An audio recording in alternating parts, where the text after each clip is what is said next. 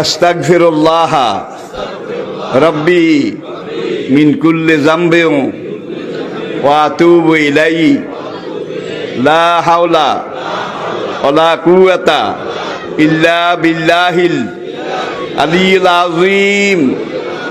তাওবা ইয়া আল্লাহ, তাওবা ইয়া আল্লাহ, তাওবা ইয়া আল্লাহ, তাওবা ইয়া রাব্বি, লা ইলাহা ইল্লাল্লাহু মুহাম্মাদুর রাসূলুল্লাহ। আল্লাহর কসম, পিছনের জীবনে সব গুনাহ আল্লাহ মাফ করে দিয়েছে এই তওবার কারণে, সব মাফ করিয়া লাইছে।